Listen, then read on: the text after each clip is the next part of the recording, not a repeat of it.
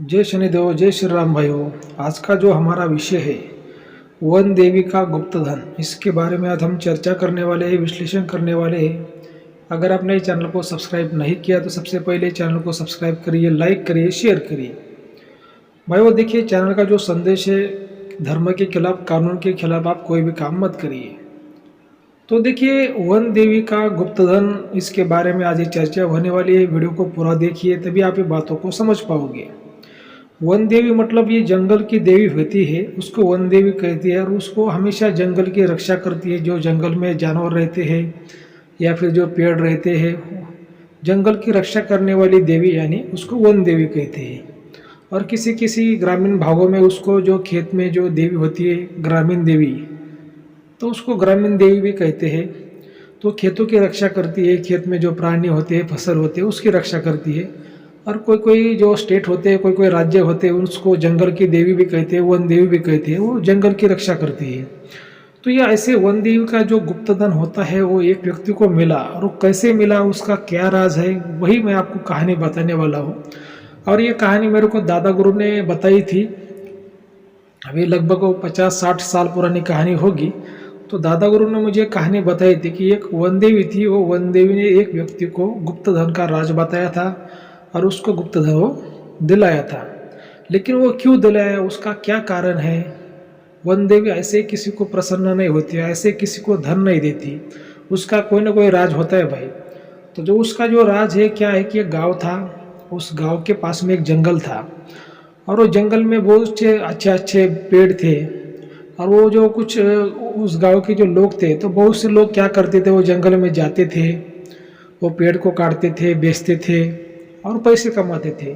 लेकिन उस गांव में एक ऐसा ईमानदार व्यक्ति था, तो वो क्या करता था, हमेशा वो जंगल में जाता था। चाहे जैसे उसको टाइम मिले, जैसे हर रोज़ हो या फिर हफ्ते में एक बार हो, तो वो जंगल में जाता था और वो जो पेड़ है, जो पेड़ लगाता था, जो पेड़ के जो बीज रहते हैं वो लगाता था।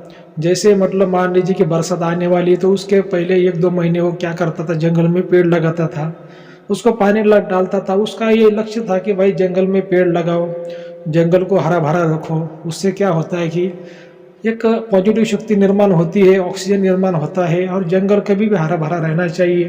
उसको, पेड़ को काटना नहीं चाहिए। पेड़ को भी जान होती है, वो पेड़ से ही जीवन है, हमारा ऑक्सीजन है।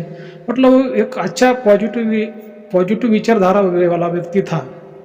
लेकिन बहुत से लोग क्या है कि स्वार्थी थे उस गांव में, और वो जाते थे, पेड़ को काटते थे, लकड़ी को बेचते थे, अपना पैसा कमाते थे। ऐसे बहुत से लोग थे। लेकिन ये ऐसा अकेला व्यक्ति था कि वो खाली वो जाता था, जंगल में पेड़ लगाता था, जंगल की रक्षा करता था। जो जंगल में कोई जानवर है, प्राणी है, उनकी रक्षा करता था। कोई बीमार जानवर है, उनको भी कुछ वो दवाई देता था, कुछ खाना पीना देता था। ऐसा मतलब बहुत ही अच्छा सात्विक व्यक्ति था। लेकिन क्या होता था कि बहुत से लोग उसको बोलते थे कि ये भाई पागल है, ये हमेशा जंगल में जाता है, पेड़ लगाता है, इसको कोई ज़्यादा कोई कुछ कमाता नहीं है, कुछ ज़्यादा आगे नहीं बढ़ पाता, खाली ऐसे ही उल्टे सीधे काम करता है। लोग ऐसा उसको बोलते थे। लेकिन क्या होता है ना कि जो हम कर्म करते हैं, कर्म के अनुसार हमें फल भगवान देता है। आप अगर अच्छा कर्म करोगे तो जरूर आपको अच्छा फल मिलेगा। भगवान के पास में देर है लेकिन अंधेर नहीं है, ऐसी बात है। तो ये क्या है कि जो स्वार्थी लोग हैं, ये बात को समझ नहीं पाते। स्वार्थी लोग क्या करते हैं, वो छोटा मोटा फायदा देखते हैं। वो आगे का जो भविष्य होता है वो कभी देखते नहीं। ठीक है, जो सात्विक लोग होते हैं, ईमानदार लोग होते हैं, वो कभी छोटा मोटा फायदा नहीं देखते। वो आगे का भविष्य देखते हैं, वो अच्छे कर्म को देखते हैं। तो वैसा वो व्यक्ति था कि वो हमेशा अच्छे कर्म करता था, दान पुण्य का काम करता था। लेकिन उसका जीवन में एक कोई जो खास बात थी कि वो हमेशा पेड़ लगाता था। भले रोज का एक पेड़ लगाए या फिर भले रोज का एक हफ्ते में एक पेड़ लगाए, लेकिन वो पेड़ जरूर लगाता था। तो ऐसा हुआ कि एक दिन वो जंगल में चला गया और वहाँ पे एक वन देवी का मंदिर था। पहले वो जाता था, वन देवी के दर्शन करता था, उसकी पूजा करता था, और उसके बाद में जंगल में वो कहीं पर वो पेड़ लगाता था या फिर जो पेड़ के जो बीज होते हैं वो लगाता था। ठीक है, लेकिन ऐसा बहुत सा काल बीत गया, जैसे 5 साल, 10 साल, 20 साल, उसका जीवन का बहुत सा ऐसा काल बीतता चला गया। उसके पास कोई खेत जमीन नहीं थी, कुछ वो बड़ा व्यक्ति नहीं था, वो गरीब व्यक्ति था। रोज अपना काम करता था, अपना पेट भरता था। ठीक है, तो ऐसे बहुत से दिन चले गए और एक दिन वो जो वन देवी थी उस पे ऊपर प्रसन्न हो गई कि वन देवी ने कहा कि ये सभी गांव के लोग मेरा जंगल का नुकसान करते हैं, जो पेड़ काटते हैं। और तो अकेला ऐसा आदमी है कि तो मेरे जंगल का रक्षा करता है, तो पेड़ लगाता है, जो लोगों का जीवन वो बचाता है, तो बहुत ही नेक ईमानदार व्यक्ति है। तेरे जैसा इस गांव में कोई भी ईमानदार व्यक्ति नहीं है। और ये जो कुछ जंगल का खजाना है, तो मुझे लगता है कि इसका हकदार तू ही है, और मैं तुझ पर बहुत प्रसन्न हूँ। ये खजाना मैं तुमको देना चाहती हूँ। तो ऐसा वो वन देवी उस पर प्रसन्न हो गई, और उसने बताया कि वो जंगल में एक बड़ा पेड़ था, पीपल का पेड़ था, और उसी पेड़ के नीचे वो खजाना था। फिर वन देवी ने उसको प्रसन्न होकर उसको आदेश दे दिया कि तुम जाओ, वो खजाना निकाल लो और तुम सुख शांति से तुम्हारा जीवन जी लो। तो देखिए भाई, उस व्यक्ति ने ऐसे अच्छे कर्म किए, 10 साल हो गए, 20 साल किए, लेकिन भला ही उसमें देर हो गई, लेकिन उसको भगवान ने उसका कर्मों का अच्छा फल उसको दिया। फिर उसने वो खजाना निकाला, वो जो पेड़ के जड़ के नीचे खजाना था उसने वो निकाला, एक संदूक में बड़ा बहुत खजाना था।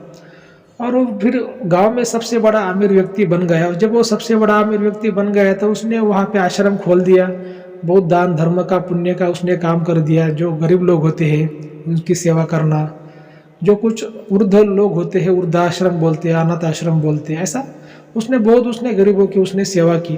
तो क्या हो जाता है ना कि हम छोटा मोटा पहले स्वार्थ अगर हम देखते हैं तो हम जीवन में कभी आगे बढ़ नहीं पाते। जीवन में आगे बढ़ने के लिए हमेशा सही कर्म करना जरूरी है, सात्विक कर्म करना जरूरी है, और कभी भी स्वार्थ की भावना से कभी भी देखना नहीं चाहिए। अभी लोग क्या है ना, बहुत से लोग क्या करते हैं कि स्वार्थ में ही गुरु को बोलते हैं, स्वार्थ में ही गुरु करते हैं, लेकिन शिष्य से ज़्यादा गुरु बहुत होशियार होता है। शिष्य को लगता है कि मैं होशियार हूँ, लेकिन थोड़ा सोचिए, अगर शिष्य इतना होशियार है तो गुरु कितना होशियार होगा। गुरु सब समझता है, कौन स्वार्थी व्यक्ति है, कौन ईमानदार व्यक्ति। और जब आप पूरी ईमानदारी से गुरु की सेवा करते हो, तन मन धन से गुरु की सेवा करते हो, तभी गुरु आपको अच्छा फल देता है, तभी गुरु आपको पूरी ताकत से आपकी मदद करता है। लेकिन ये बात बहुत से लोग नहीं समझ पाते। लोगों को लगता है कि भाई हम होशियार है, लेकिन ऐसा नहीं है। दुनिया में एक से ज़्यादा एक बहुत से लोग होशियार है, तो ये बात को भी आपको समझना चाहिए। तो भाई वो देखिए, अगर आप अच्छा काम करते हो, नेक काम करते हो, तो भगवान आपको ज़रूर फल देगा। भले ही जल्दी ना दो, देर से दो, इस जन्म में नहीं दिया तो अगले जन्म में देगा, या फिर आपको नहीं दिया तो आपके बच्चों को फल मिलेगा आपके पुण्य का। लेकिन भगवान आपको अच्छा फल देता है, लेकिन कर्म सही होना चाहिए। ये बात को भी आपको याद में रखना है। तो ऐसे वन देवी ने प्रसन्न होकर, वो जो व्यक्ति था जो हमेशा खेत में पेड़ लगाता था, जंगल में पेड़ लगाता था, और उसको ये खजाना दे दिया। उसके भी वो अच्छे कर्म थे। और भाई वो क्या है कि मेरा भी ये कहना है कि भाई आप पेड़ लगाना चाहिए, चाहे आपका खेत हो, घर हो, जंगल हो। तो कोई भी व्यक्ति को जीवन में ऐसा, भले ही आप रोज पेड़ ना लगा सके या फिर हफ्ते में ना लगा सके, लेकिन साल में तो एक पेड़ आपको एक लगाना चाहिए। मेरा मानना है कि जो पेड़ होता है उस पर हमें ऑक्सीजन मिलती है, हमें जीवन मिलता है। और ये जो कुदरत है, जो धरती है, ये भी हरी भरी रहती है, तो और भी वो अच्छा दिखता है। तो ये मेरा आपको ये वीडियो का समझाने का यही मकसद था कि भाई, अगर आप सनातन धर्मों को मानते हैं, सतोगुणी आप लोग हैं, आप अच्छे काम वाले लोग हैं, तो आपको ज़रूर जीवन में कम से कम एक साल में आपको एक पेड़ तो आपको लगाना है। भले आपके पास ज़मीन नहीं है, आपके पास में खेत नहीं है, घर नहीं है, तो आप कहीं जंगल में जाके उस पेड़ को आप लगा सकते हो। और कैसे लगाने का, जब बारिश का समय आता है उसके पहले 1 महीने पहले वो पेड़ को लगा देने का। नहीं तो जो बीज होते हैं, बीज जाके कहीं जो जमीन में गाड़ देने के, तो फिर वो बरसात होने के बाद वो अपने आप वो जो पेड़ है उग जाते हैं। लेकिन ये पुण्य का काम है भाइयों। ऐसे ही देखिए, सब सनातन धर्म में सब देवता है, वन देवी है, ग्राम देवता है, लेकिन हम उसको आंखों से नहीं देख पाते। जो पहले ज़माने के अपने दादा परदादा थे, वो सब जानते थे कि जो खेत की देवियाँ होती है, देवता होते हैं, उनको देखते भी थे, लाइव देखते थे। अगर आपके दादा परदादा जिंदा है तो आप उनको पूछ सकते हैं कि भाई ग्रामीण देवी देवता जो खेत में थे वो कैसे थे, उनका रूप कैसा था, आपको बता देंगे। ठीक है, तो ये वीडियो अगर आपको अच्छा लगा तो अपने चैनल को सब्सक्राइब करिए, लाइक करिए, शेयर करिए। जय शनिदेव, जय श्री राम।